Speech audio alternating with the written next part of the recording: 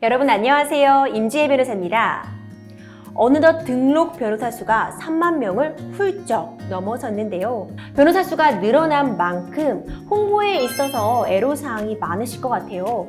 특히 막 개업한 청년 변호사분들께서는 홍보수단을 찾는 게 더욱 막막하실 것 같은데요.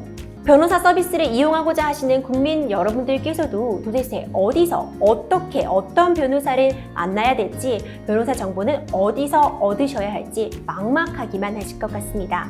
그렇다고 해도 공공성, 독립성, 자율성이 보장되어야 하는 변호사 직역의 특성상 함부로 홍보 채널을 찾으실 수도 없고 막대한 홍보비와 마케팅비를 들이시는 것만이 능사는 아니실 텐데요.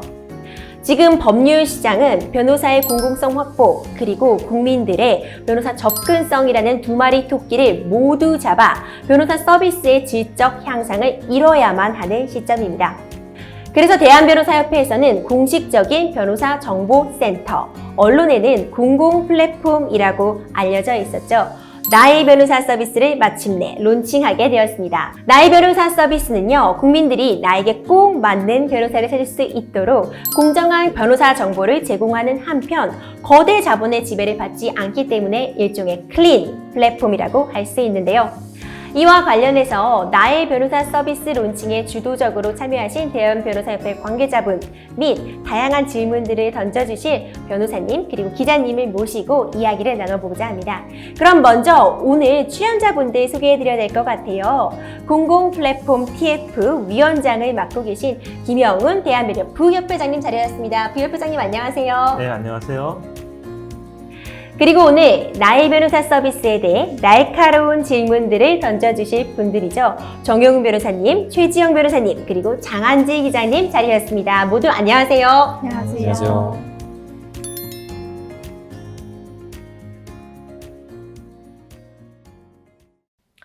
먼저 서비스 비용에 대한 이야기부터 해보는 게 좋을 것 같아요. 사실 많은 분들이 가장 궁금해하실 부분이 아닌가 싶은데요.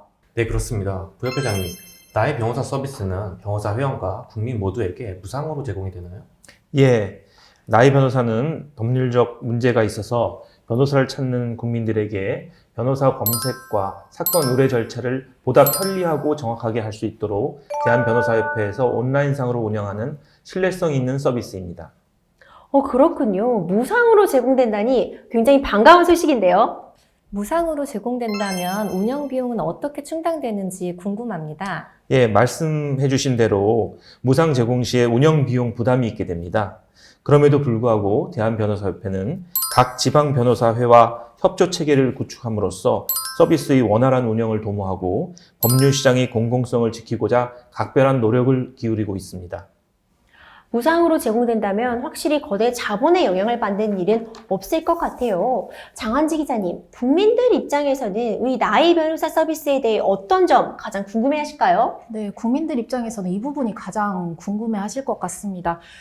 왜 공공 플랫폼을 이용해야만 하는지 그게 궁금할 것 같은데요. 이제 사설 플랫폼에 비해서 이 나의 변호사가 갖는 강점, 장점, 유익이 무엇인지 설명 좀 부탁드릴게요. 예, 국민 입장에서는 사설 플랫폼이 과연 믿을 수 있는 정보를 제공하고 있는지 상당히 의문일 수밖에 없습니다.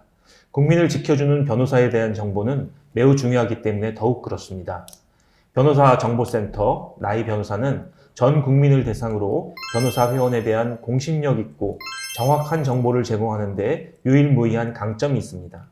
부협회장님이 말씀해 주신 것처럼 변호사 정보의 신뢰성 확보, 이 부분 정말 중요한 문제일 것 같아요. 사실 일부 사설 플랫폼에서 변호사 경력을 좀 과대 포장하는 문제가 있었잖아요. 그렇습니다. 기존 사설 플랫폼에서는 대형 로펌에서 로스쿨 인턴만 해도 대형 로펌 경험으로 프로필을 기재하는 등 변호사 프로필에 정보 왜곡 측면이 있는데 프로필 관리와 관련해서 공신력을 부여할 차별화된 방안이 있는지요? 예, 나의 변호사는 우선 대한변호사협회에 등록된 기본 정보를 이용합니다. 그 외에 상세 정보에 대한 확인, 검증 작업을 선행적, 필수적으로 거쳐서 제공하기로 결정한 정보만을 제공하기 때문에 변호사 회원 정보에 독자적인 공신력을 부여하게 됩니다. 허위, 과장 광고임이 발견되는 경우 자체적으로 조사위원회에 회부될 수도 있습니다. 그렇군요. 어떤 변호사 정보에 대한 공신력은 확실히 확보가 될 수 있을 것 같아요. 또 이런 점들도 전 좀 궁금하거든요. 왜 후기나 별점 같은 그런 사후평가제도 이런 부분은 최지영 변호사님 어떻게 보시나요? 네, 그 배달앱과 유통 플랫폼의 사례를 살펴보면 그 이용자들의 후기 그리고 별점 시스템 때문에 구성사업자들이 불측의 피해를 입는 경우가 많습니다. 그 혹시 나의 변호사에도 별점과 후기 시스템이 있나요? 예, 말씀해 주신 대로 별점과 후기가 조작된다면 그 자체를 믿을 수 없게 됩니다. 이로 인한 피해는 결국 국민과 변호사 모두가 떠안게 됩니다. 이러한 부작용을 방지하기 위해서 나의 변호사에는 별점과 후기 제도가 없습니다. 그렇군요. 사실 이렇게 투명하고 공정하게 운영이 된다고 해도요, 이제 국민들이 법률 서비스를 이용하고자 검색을 할 때요, 검색 노출 순서에 따라 홍보 효과는 굉장히 차이가 날 것 같은데, 장한지 기자님, 이런 부분 어떻게 보세요? 네, 그렇습니다. 예를 들어서 검색창에 손해배상이라는 키워드를 검색하게 된다면 관련된 변호사님들이 쫙 뜨게 될 텐데 이런 노출 알고리즘은 어떻게 되는 건지 궁금하거든요. 예, 나의 변호사 사이트의 변호사 페이지는 무작위 랜덤 노출 방식을 기본으로 하되 지역, 분야, 최근 접속 기록 등을 고려합니다. 부지런하게 자기 정보를 갱신하시고 또 자신이 이용하는 SNS를 연결시켜서 계속 업데이트 하시는 변호사 회원분들은 좀 더 우선권을 가지게 됩니다. 하지만 기본적으로 랜덤이라는 것이 원칙입니다. 네, 그렇다면 뭐 청년 변호사, 강소로펌이나 대형 로펌 변호사, 또 정관 변호사분들이 다 골고루 노출이 될 수 있는 건가요? 예, 청년 변호사, 대형 로펌 변호사, 전관 변호사 등을 불문하고 골고루 노출됩니다. 이처럼 나의 변호사는 자본에 종속되거나 영리에 휘둘리지 않기 때문에 변호사가 키워드별로 지불하는 비용의 액수에 따라서 검색 빈도 및 순위 등의 차등을 두어 검색 결과를 노출하는 사설 플랫폼과 완전히 구별됩니다. 그렇군요. 자본에 개입이 되지 않기 때문에 공정하게 운영이 되는 측면이 있지만 사실 이거 광고 효과 있을까? 이런 점 많이들 의구심 가지실 것 같은데요. 어떻게 보세요? 네, 저도 그 부분이 의문입니다. 일반적인 플랫폼에서는 광고 키워드를 많이 구매할수록 노출이 확장되는 효과가 있는데 나의 변호사에서는 어떤 방식으로 광고 효과를 의혹하려고 하는지 궁금합니다. 예, 나의 변호사는 변호사 회원 여러분 자신을 소개하며 적극 홍보할 수 있는 공간을 제공해 드립니다. 그리고 국민에게는 정확한 정보를 바탕으로 자신의 사건에 가장 적합한 변호사를 찾을 수 있는 기회를 마련해서 사법 접근성을 한층 더 높이는 데 그 목적이 있습니다. 막강한 자본을 앞세워 광고 효과를 보는 사설 플랫폼과 달리 나의 변호사는 변호사 회원이 검증되고 풍부한 정보를 매개로 변호사와 국민을 연결하는 선순환의 광고 효과를 보고자 합니다. 풀뿌리 법치주의가 튼튼하게 자리매김할 수 있도록 나의 변호사를 향한 변호사 회원 여러분과 국민 모두의 따뜻한 관심과 적극적인 협조를 부탁드립니다.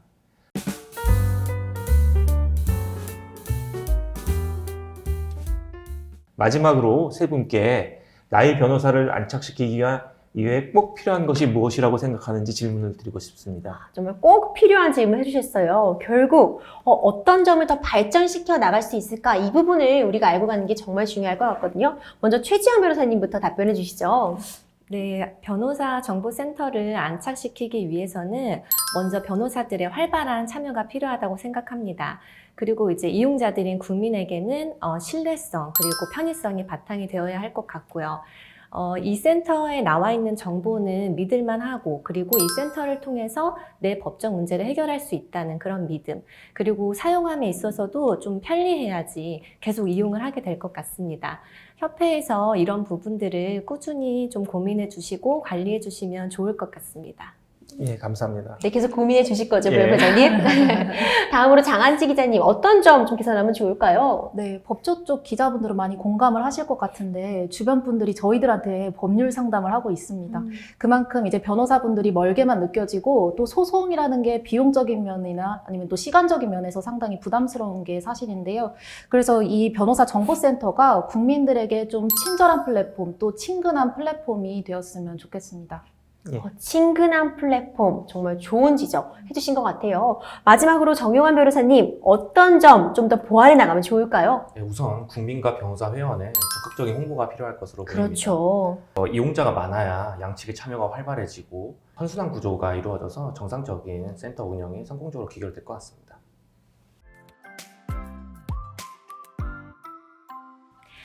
네, 지금까지 나의 변호사 서비스에 대한 궁금증을 낱낱이 해결해보는 시간을 가져봤는데요. 정말 변호사업계에서 작정하고 만들었습니다. 국민들을 위한 변호사를 의한 변호사 광역 홍보 수단이 제대로 자리 잡기 위해서는 여러분 모두의 협조가 정말 절실합니다.